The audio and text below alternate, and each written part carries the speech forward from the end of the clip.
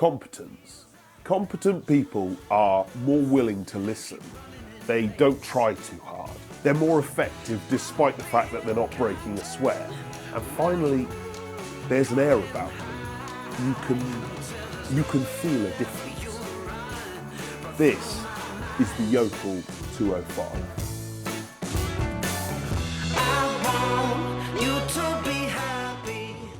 They make two versions of this stove. The much more traditional F200 with its Gothic arches on the glass, and this cleaner lined and much more popular F205. These stoves are completely constructed from cast iron. They're focused on wood burning, but they do have a little grate and an ash pan for convenience. They've also got tall legs, a big glass, a 6-inch flue, and a 25-year warranty. Okay, let's light it.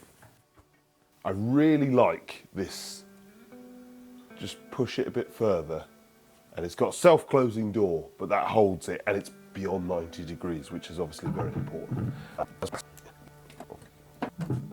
Some kindling, obviously. To have relatively good lighting technique, you will want some kindling, some small bits, you will want some good gaps. You know, it'll work fine as long as you follow those simple ideas, but if you sort of get lazy, what you'll find is the stove just takes a bit longer to get going. And finally, a fire lighter, which we'll stick in the middle.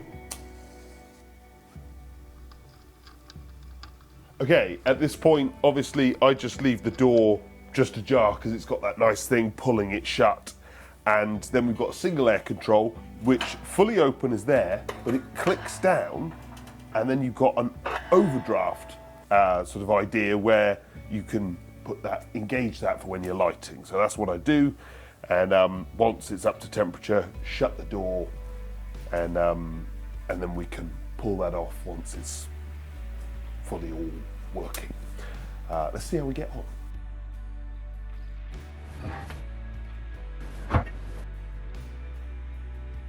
So, lighting this stove does take a while. This stove, in terms of flue temperature, has been at operating temperature for the last quarter of an hour, but there is a heck of a lot of cast iron here. So you've got to follow my other rule. You need this flue temperature to be the right temperature, but you've got to wait for the fire brick baffle to clear of all the black.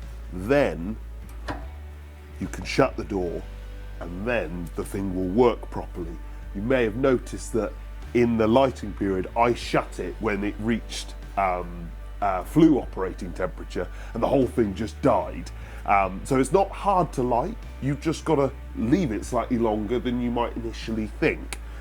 It's like anything, you know, I obviously use loads of stoves, but when it's your only stove, you just know how to do it. It's an irrelevance, but it is a characterful thing that's quite different to many others that I've played around with.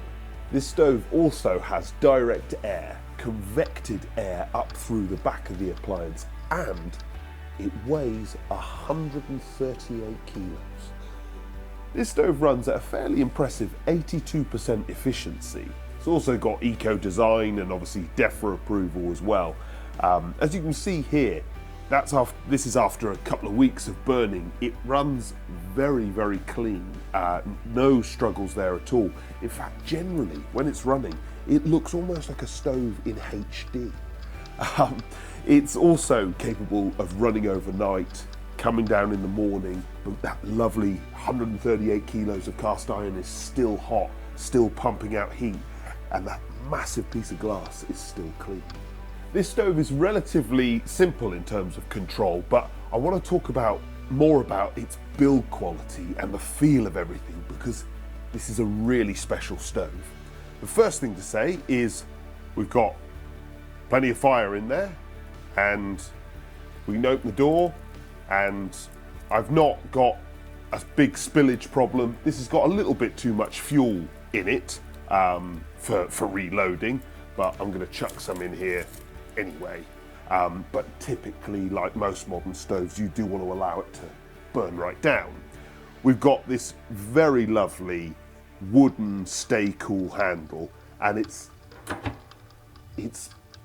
very solidly. You can't, it's not one where you turn it and you can screech it around and get to different places. It has one position just out to the side, and there's something characterful about that, and I like the fact that that never gets hot, and it feels so solid and on point.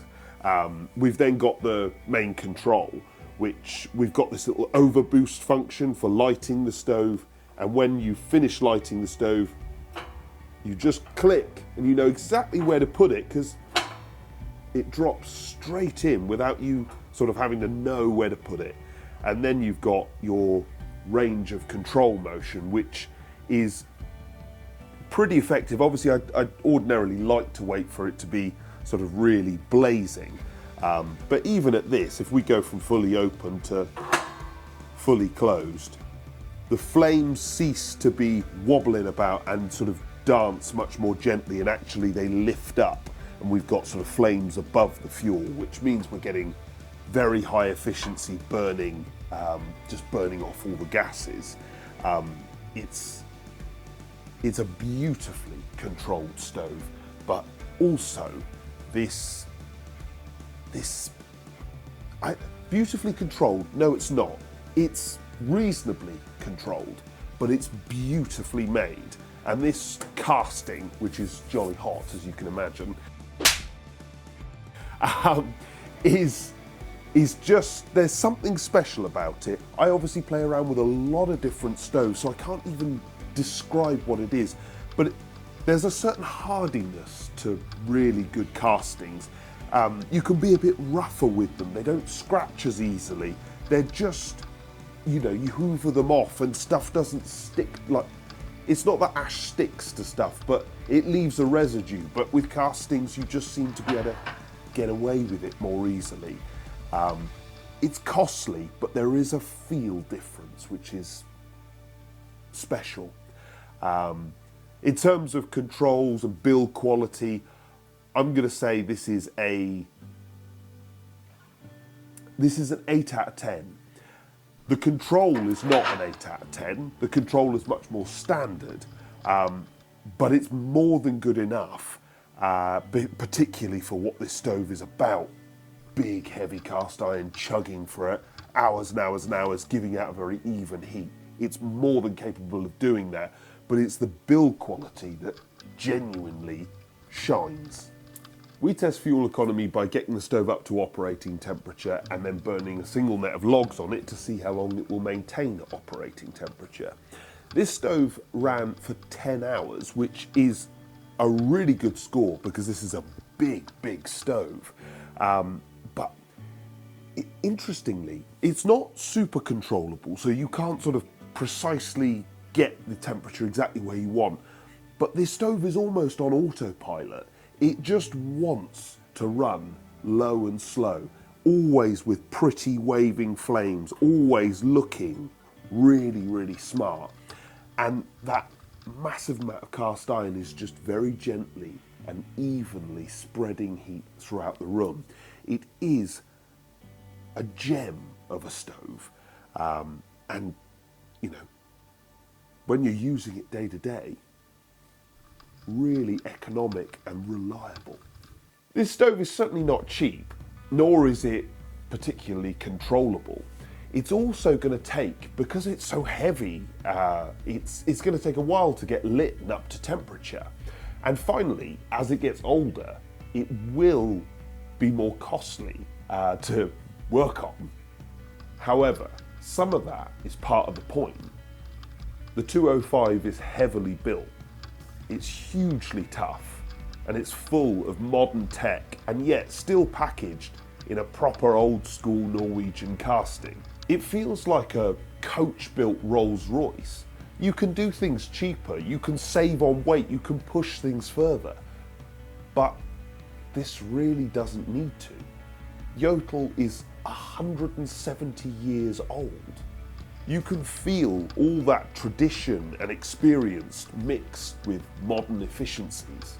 I started the video talking about competence, and this stove really feels it. But it's not just that, it's special, it's slightly set apart. Like anything really special, you can sense it the moment you see it. If you're looking for a 5 kilowatt stove right at the very top of the industry, then pop into a local shop and open the door, push it till it grips itself open, feel the clunk on the handle, move the air control, or just run your hand over the top of the stove.